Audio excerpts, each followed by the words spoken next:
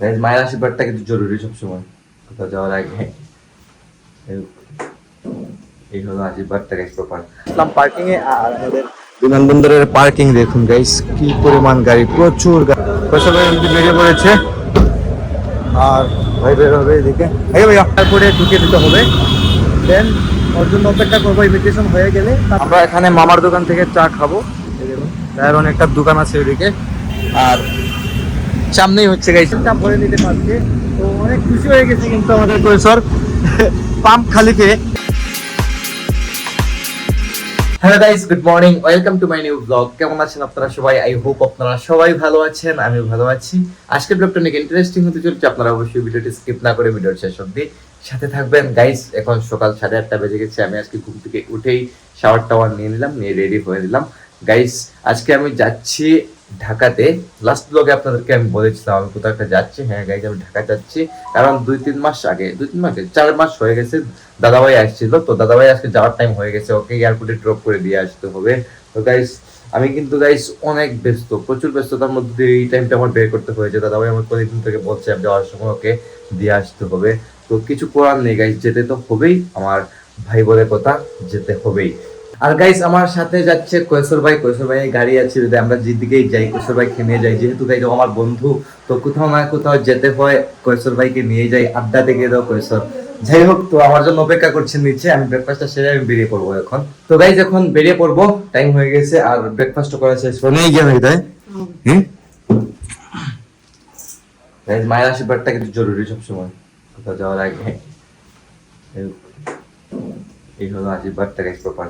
বাবাকে বলে দিয়েছি, বাবা ঘুমিয়ে পড়েছেন। স্বাক্ষর গাইস ঘুমিয়ে, ওকে আর ডাকবই না, তাই তাই দেখে দাও বেদার তাই গিয়া। Okay bye, tata. বেশ বেরিয়ে পড়ছি এখন গাইস, বেরিয়ে পড়লাম। দেখুন কি পরিমাণ বৃষ্টি হয়েছে, আর দেখুন আমার বন্ধু কৈশোর ভাই বসে আছে গাড়ি নিয়ে। প্রচুর বৃষ্টি হয়েছে গাইস, সকালে মনে হচ্ছে যেমন অনেক তুফান দিছে। বন্ধু দাও ওর পাগলা শুকিয়ে মনে মনে। গাইস দেখুন কৈশোর ভাই চলে এসেছে, আর রাস্তার অবস্থা দেখুন গাইস। অনেক সকাল কিন্তু আমরা বাড়ি বেরিয়ে পড়েছি। আর গাইস আমাদের অনেক ভাইকে নিতে হবে ওর বাড়ি থেকে, তাই যাচ্ছি মানে অনেক ভাইয়ের বাড়ির থেকে। প্রথমে ওখান থেকে অনেক ভাইকে রিসিভ করবো, দেন আমরা রওনা দিব ঢাকার থেকে। তো যেতে যেতে মোটামুটি 3:30-4টা বাজে ছিল মানে গাইস। এখন অলরেডি বেজে গেছে কিন্তু কয়টা, 9:05 দেখুন গাইস, 9:05 বাজে। আর যেতে যেতে মোটামুটি 3:30-4টা বেজে যাবে ঢাকা থেকে। তো আপনারা অবশ্যই ভিডিও শেষ অবধি সাথে থাকবেন।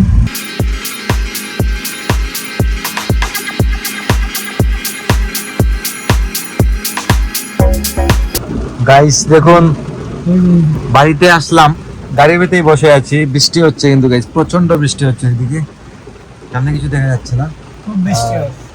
দেখে দেখা যাচ্ছে না গাইস। গাড়িতে ওঠার পর দেখাতে পারবো আপনাদেরকে। সবাই চলে এসেছেন অবশ্য দাদাভাইকে বিদায় দিতে। মেশো আসছেন, মেশো। হ্যাঁ গাইস অনেক ভাইকে রিসিভ করে নিলাম বাড়ি থেকে। আর গাইস বৃষ্টি কিন্তু থামার নামই নিচ্ছে না গাইস, প্রচন্ড বৃষ্টি হচ্ছে। কিন্তু আজকে মনে হচ্ছে সারাদিনই বৃষ্টি হবে। আজকে সারাদিন বৃষ্টি হবে গাইস। দেখুন কি পরিমাণ বৃষ্টি হইতেছে, স্টিল নাও সকাল থেকে কিন্তু বৃষ্টি। ঢাকার উদ্দেশ্যে রওনা। আপনারা সবাই দোয়া করবেন আমরা লাগি, সহি সালামতে গিয়ে এয়ারপোর্টে পৌঁছতে পারি। আমার কাছে দোয়ার দরখাস্ত। গাইস সবাই দোয়া করবেন, আশীর্বাদ করবেন যাতে সেই সালামত গিয়ে পৌঁছে ওকে এয়ারপোর্টে নামিয়ে দিয়ে আসতে পারি। তো বৃষ্টি কিন্তু থাকবে সারাদিন। অলরেডি গাইস আমরা বেরিয়ে অনেক জায়গায় চলে এসেছি। গাইস আমরা অলরেডি চলে এসেছি সামনে লাউয়াছড়া জাতীয় উদ্যান। আর এদিকে গাইস ভালোই রোদ উঠে গেছে, বাট আমাদের ওইদিকে দেখলাম যে প্রচন্ড বৃষ্টি হচ্ছে। তো বৃষ্টি কিন্তু ওইদিকে হচ্ছে, বোঝা যাচ্ছে চারদিকে সবুজ আর সবুজ, সবুজের সমারোহ বোঝা যাচ্ছে।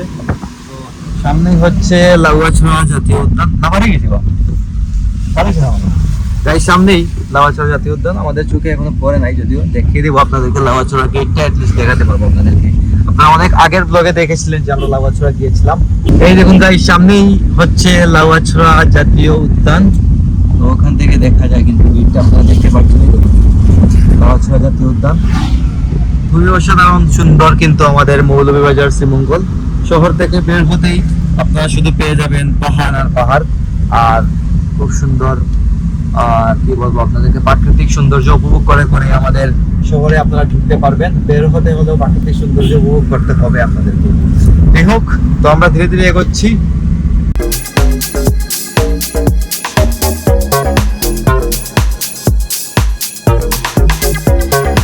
তো গাইস, আমরা এখন চলে এলাম হবিগঞ্জের মাধবপুরে।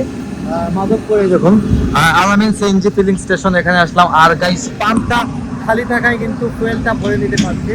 তো অনেক খুশি হয়ে গেছে কিন্তু আমাদের কৈশোর। পাম্প খালি পেয়ে একদম কিন্তু ফাঁকা গাইস পাম্পটা দেখুন।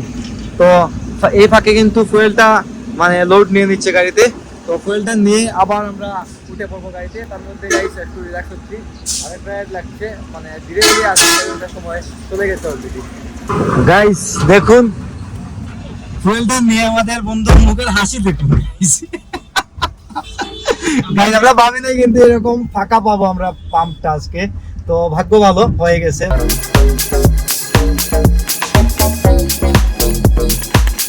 তো গাইস, এখন চলে এলাম রেস্টুরেন্টে। আজকে ওখানে আমরা খাওয়া দাওয়া করবো, জনপ্রিয় হোটেল এন্ড রেস্টুরেন্ট। এটা কোনটা বা কোন জায়গা বা?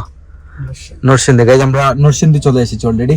আর বেশিক্ষণ লাগবে না এয়ারপোর্ট যেতে। তো এয়ারপোর্টের পাশেই আমরা খাওয়া দাওয়া করে নেবো। তো বাড়ি যাই নাকি? চলো চলো গাইস, এখন বেরিয়ে পড়বো।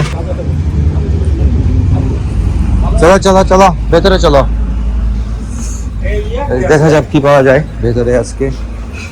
তো গাইস, খাবার চলে এসেছে অলরেডি, সবাই শুরু করে দিয়েছে খাওয়া। তো আমি স্টার্ট করি এইমাত্র করলা ভাজি দিয়ে স্টার্ট করলাম। আর সাথে দেখা যাক কি কি নেওয়া যায়। তরকারি কি কি আছে?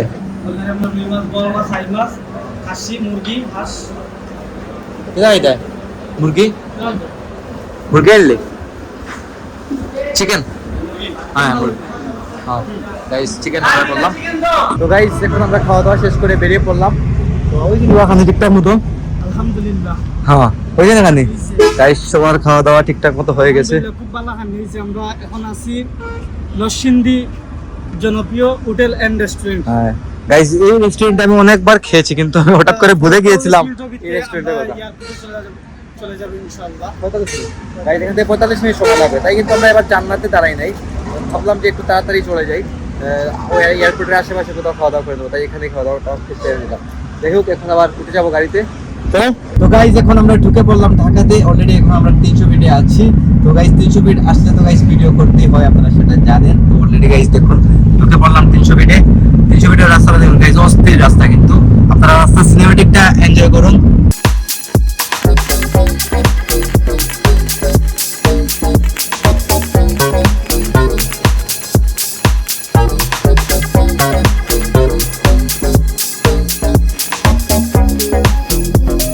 গাইস, চলে এলাম এয়ারপোর্টের পাশে।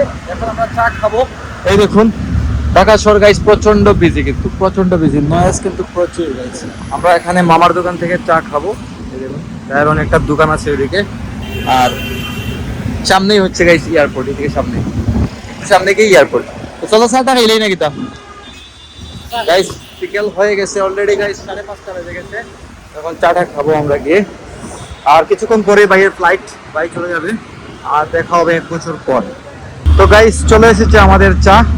তো লিকার চা। আর রাস্তার পাশে বসে আমরা চা খাইতেছি গাইস, এত ক্রাউডের মধ্যে গাইস।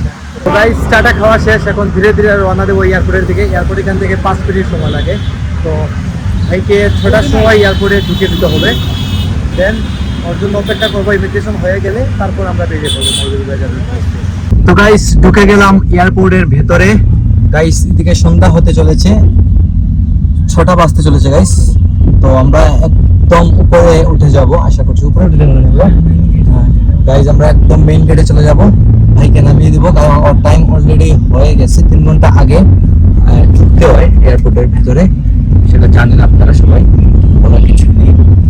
তো একটু তাড়াতাড়ি ঢুকলেই ভালো, যেটা মনে করি সবসময়। সাবধানে মাইন্ড নাই গাইস। তবে বাংলাদেশের টার্মিনাল 3টা হয়ে যেত ভালো হতো। টার্মিনাল 3টা অলরেডি হয়ে গেছে, কিন্তু এখন পর্যন্ত চালু হয় নাই। কবে চালু হবে সেটা আসলে বোঝা দায়। আমরা একদম 2তলায় উঠে গেছি উপরে। তো গাইস, চলে এলাম ভেতরে। সবাই বেরিয়ে পড়েছে, আর ভাই বের হবে এদিকে। ভাইয়া গাইস লাকিস তো ব্যাগটা একটাই না গাইস, আমার ব্যাগ শুধু একটাই, তা একটু আগে দিয়ে দিই আমি।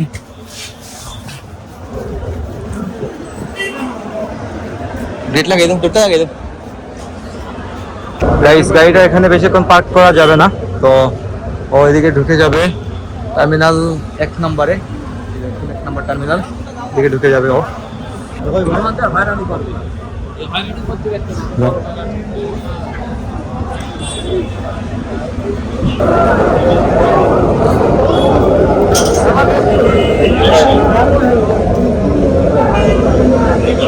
তো গাইস ভাইকে ভেতরে দিয়ে এখন আসলাম পার্কিং এ। আর আমাদের বিমানবন্দরের পার্কিং দেখুন গাইস, কি পরিমাণ গাড়ি, প্রচুর গাড়ি কিন্তু পার্কিং এর মধ্যে।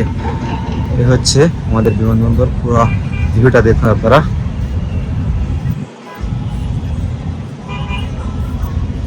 তো গাইস বেরিয়ে পড়লাম আমরা, ভাইকে বিদায় দিয়ে। ওর ফ্লাইট অলরেডি হয়ে গেছে, তো তাই আমরাও বেরিয়ে পড়েছি। আমরা এখন 300 ফিটে আছি, তো চলে যাচ্ছি বাসার দিকে। ভালো লাগছে না গাইস, খুব রিল্যাক্স করতে ইচ্ছে করছে।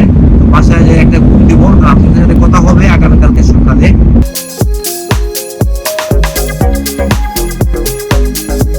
তো guys this is next day. গতকালকে দাদাভাইকে বিদায় দিয়ে আসতে আসতে রাত 4টা বেজে গিয়েছিল গাইস, প্রচন্ড টায়ার্ড হয়ে গিয়েছিলাম, তাই ঘুমিয়ে পড়েছিলাম।